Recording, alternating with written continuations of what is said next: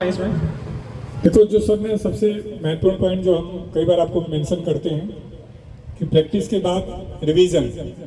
आप में से कई लोग जो सिलेक्शन बैचेज में हैं उनको हम एक दिन सैटरडे का दे रहे होते हैं रिवीजन के लिए, और मैं देखता हूं कि मैक्सिमम लोग उस चीज़ को रिवीजन के लिए नहीं यूज कर रहे होते हैं। और हमने कई बार आपसे कहा है कि रिवीजन नहीं करना कुछ वैसा ही है खाना बना के डस्टबिन में डाल देना। एग्जैक्टली। तो इस पॉइंट को यदि आप जोड़ पाएंगे जो सर ने कहा, तो मुझे लगता है ये वाली प्रॉब्लम मैक्सिमम बच्चे फेस कर रहे हैं। सिलेबस पूरा करने के बाद मार्क्स नहीं बढ़ रहे हैं या क्वेश्चन नहीं हो रहे हैं, बाद में अटेम्प्ट हो जा रहा है, उस टाइम में नहीं हो रहा है, तो चिंतन मनन वाली स्थिति नहीं रहेगी, रिवीजन नहीं रहेगा, तो बात बनेगी नहीं। तो आप इस सेशन का फायदा उठा सकते हैं। ऐसे कोई क्वेश्चन हो, डाउट हो, तो आप यहाँ भी हाथ ऊपर करके माइक से पूछ सकते हैं। तो मुझे लगता है कि जो जवाब इन्होंने दिया है शॉर्ट में, मतलब पिछले 15 साल 17 सालों में जो सीखा सर ने या सिखाया, वो सारा कुछ आपको 2 से 3 मिनट में अवेलेबल करा दिया। तो ऐसा कोई भी प्रॉब्लम आप पढ़ाई से जूझ रहे हैं तो आज मौका है पूछने का, तो पूछ सकते हैं। Sir next question.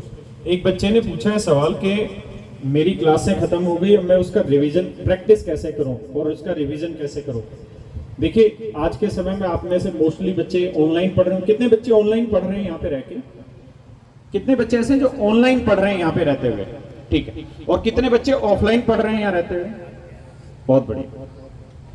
देखिए, सबसे पहली चीज तो ये है, आपने एक सर के यहाँ शायद वो लड़का भी आया था, डोमरान टीवी वाला। नहीं, वो नहीं है। वो नहीं आया?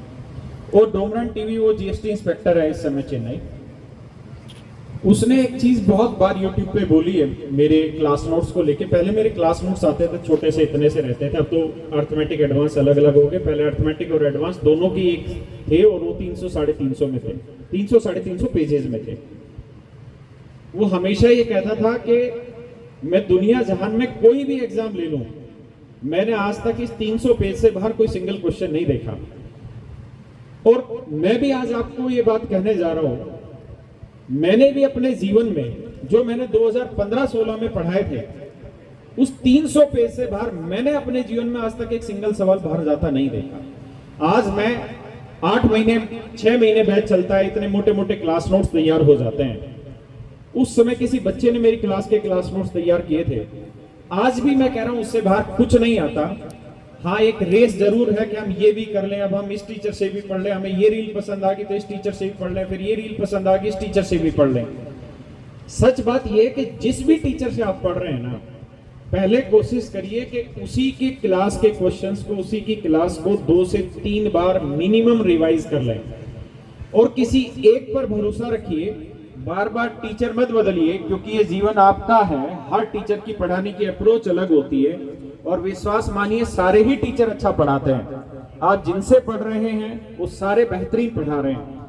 तो सबसे पहले कोशिश करिए कि अपने जो क्लास का मटेरियल है उसे कम से कम 2 से 3 बार खत्म करिए अच्छे से। दूसरा, जब मैं पढ़ता था तो मैं हमेशा एक नियम रखता था ज्योमेट्रिकल प्रोग्रेशन का, कि जो चीज मैंने आज पढ़ी वो दूसरे दिन मुझे उसको रिवाइज करना है, फिर चौथे दिन उसको रिवाइज करना है, फिर 8वें दिन रिवाइज करना है, फिर 16वें दिन उसी चीज को रिवाइज करना है, फिर 32वें दिन उसी चीज को रिवाइज करना है। और उस रिवीजन को मैं इतना छोटा करता चला जाता था कि 10 पेज है तो अगली बार उसमें से 5 ही पेज पकड़ने हैं, 5 में से फिर 2.5 पेज ही पकड़ने हैं। इस तरह धीरे धीरे उसको कम करते जाइए, लेकिन रिवाइज करते रहिए। अगला गेम था प्रैक्टिस का। तो मेरे प्यारे बच्चों, आज के टाइम में प्रैक्टिस कहां से करनी है ना, ये सवाल नहीं है। सवाल ये है कि हमें किस किस चीज की प्रैक्टिस नहीं करनी। क्योंकि हर सप्ताह आप मॉक टेस्ट दे रहे हैं, उसकी प्रैक्टिस होगी। क्लास में आपको क्लास सीट दे रहे हैं, उसकी प्रैक्टिस होगी। इतना कंटेंट हो गया ना आपके पास प्रैक्टिस करने का कि आप उसी में उलझ के रह जा रहे हैं, और यहाँ 2-2, 3-3, 4-4 साल बच्चे के बीच जा रहे हैं, सिलेक्शन नहीं ले पा रहे हैं। अभी एक बच्चा था, आपने एक इंटरव्यू देखा होगा पॉडकास्ट मेरे साथ, उसका 19 साल की उम्र में भारत का पहला ऐसा बच्चा है जो इनकम टैक्स इंस्पेक्टर बना। बिल्कुल छोटी सी हाइट का था, बिल्कुल मासूम सी शक्ल का था, अभी मूंछें भी नहीं आई थी उसके ढंग से, दाढ़ी तो बहुत दूर की बात है। मात्र 19 साल की उम्र में इंस्पेक्टर बन गया। जब उससे पूछा कि तूने क्या तैयारी की, क्या मतलब कैसे किया, उसने कहा कि सर, चूंकि मेरी किताब थी तो मैं उसका नाम ले रहा हूं, ये मत समझना कि मैं अपनी किताब का नाम ले रहा हूं। उसने कहा कि सर, मैंने 7300 वाली किताब को कम से कम 5 बार रगड़ दिया था। मुझे यह पता था कि इस क्वेश्चन का आंसर क्या होगा। देखिए, कई बार जब टीचर भी पेपर देता है ना, जैसे आप मान लीजिए कोई क्वेश्चन पूछेंगे मैथ का मेरे से अभी, तो मैं 90% ये कह सकता हूं गारंटी के साथ कि उस क्वेश्चन को मैंने कम से कम 10 बार कर रखा होगा पहले से। तो जैसे ही आप सवाल बताएंगे मैं तुरंत आंसर दे दूंगा। अगर आप मुझे 25 क्वेश्चन पेपर में करने को कहेंगे तो मुझे लगता है मैं 5 से 6 मिनट में खत्म कर दूंगा। क्यों? क्योंकि उन 25 क्वेश्चन में से कम 20 सवाल ऐसे होंगे ही होंगे जो मैंने पता नहीं कितनी बार पढ़ा रखे हैं, कितनी बार मैंने करा रखे हैं। तो आधी चीजें जब आप इतनी प्रैक्टिस कर लेते हैं तो याद हो जाती है, आपको क्लिक हो जाता है कि यार इसमें ये आंसर आना है या ये ट्रिक लिख के खत्म हो जाएगा। और यही है एक किताब से लगातार प्रैक्टिस करने का फायदा। आप कोई भी एक किताब उठाइए, उसी से लगातार प्रैक्टिस करते रहिए 5 बार 6 बार, और जब एक बार वो पूरी किताब खत्म हो जाए उसके बाद फिर क्या क्या रैंडमली क्वेश्चन उठाइए। पहला क्वेश्चन, 10वां क्वेश्चन, 20वां क्वेश्चन, 30वां क्वेश्चन, 40वां क्वेश्चन, इस तरह से अगली बार अलग सीरीज ले लीजिए। यानी नंबर ऑफ क्वेश्चन कम करते रहिए लेकिन लगातार प्रैक्टिस करते रहिए। तो यही एक बेहतरीन माध्यम होता है सिलेक्शन का। और आप ज्यादा नहीं उन बच्चों को पकड़िए जिन बच्चों ने 6-6 8-8 महीने की तैयारी करके सिलेक्शन ले लिया है। उन बच्चों में अभी मैं आपको एक एग्जांपल देता हूं। शायद आयुषी चौधरी करके लड़की थी जो 51वीं रैंक के यूपीएससी में आईएएस बनी, अपने हरियाणा की लड़की थी वो यहाँ, और हरियाणा में एसडीएम भी लगी हुई थी वो। अभी 2024 में यूपीएससी में उसका सिलेक्शन हुआ। आप विश्वास करेंगे 21 साल की उम्र में मात्र 1 साल की तैयारी में उस बच्ची ने यूपीएससी क्रैक कर दिया। जब मैंने उससे पूछा कि 1 साल में आपने सिलेक्शन ले लिया, मतलब कौन सी ऐसी कला है आप लोगों में कि यूपीएससी का सिलेबस 1 साल में खत्म नहीं होता और आप लोग बिना कोचिंग के 1 साल में सिलेक्शन लेके चले गए। तो उसने मुझे 3 पॉइंट बताए। सबसे पहला पॉइंट उसने बताया कि सर आप मेरा 1 साल मत गिनिए, जब मैं 10th क्लास में थी उसी दिन मैंने डिसाइड कर लिया था कि मुझे यूपीएससी क्रैक करना है।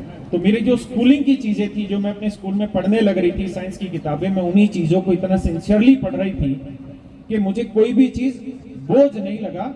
और मेरी वो तैयारी इतनी काम आई मुझे कि मैं 10th क्लास से ही डेली करीबन 50 पेज लिखने की आदत डाल चुकी थी। दूसरा, कोई एक आईएएस होगा जिस बच्चे का सिलेक्शन हुआ होगा 2021 में, तो उसने इसी तरह वीडियो बना के बताया था कि आपको क्या क्या कंटेंट पढ़ लेना चाहिए। तो उसने कहा कि सर जब मैंने रिसर्च किया कि यूपीएससी के लिए क्या क्या कंटेंट उठाना चाहिए, तो एक साथ 100 वीडियो यूट्यूब पे खुल के आई और हर एक वीडियो में अलग अलग कंटेंट। अगर हम उस यूट्यूब को ही फॉलो करते चले जाएं तो अगले 20 साल तक तो सिलेबस भी पूरा नहीं होगा। लेकिन उसने बताया कि एक भैया थे और उन्होंने जो यूट्यूब पे बताया था, मैंने एक ही वीडियो को फॉलो किया और जो जो कंटेंट उन्होंने बताया मैंने वही सारा content as it is follow कर लिया और मेरे 1 साल में सिलेक्शन हो गया। मेरे दोस्तों, जीवन में एक बात हमेशा ध्यान रखना, आज के दौर में जहां ओवर इंफॉर्मेशन है, आप जिस मर्जी चीज की इंफॉर्मेशन चाहते हैं आप वो ले सकते हैं यूट्यूब से, गूगल से। आप बायोलॉजी की इंफॉर्मेशन ले सकते हैं, जीएस की इंफॉर्मेशन ले सकते हैं, मैथ की इंफॉर्मेशन ले सकते हैं। लेकिन आज जीतेगा वही जिसके पास कम इंफॉर्मेशन होगी लेकिन सटीक इंफॉर्मेशन होगी। मैं हमेशा से अपनी क्लासों में एक उदाहरण देता आया हूँ कि एक बार ऑस्ट्रेलिया और भारत का मैच था और उस समय एक एसएन दास करके बैट्समैन था जो इंडिया के लिए ओपनिंग करता था क्रिकेट में, और उसकी एक आदत थी कि वो 100 बॉलें खेल लेता था लेकिन 10 रन 8 रन ऐसे रन बनाता था। तो सुनील गावस्कर और नवजोत सिंह सिद्धू दोनों कमेंट्री कर रहे थे। तो नवजोत सिंह सिद्धू ने कहा कि ये सदी का सबसे बेहतरीन टेस्ट ओपनर है। तो वीरेंद्र सहवाग ने कहा ये बात आप कैसे कर रहे हैं, जब वीरेंद्र सहवाग जैसा बेहतरीन खिलाड़ी है फिर भी आप कह रहे हैं कि एसएन दास जैसा खिलाड़ी सदी का सबसे बड़ा टेस्ट ओपनर है।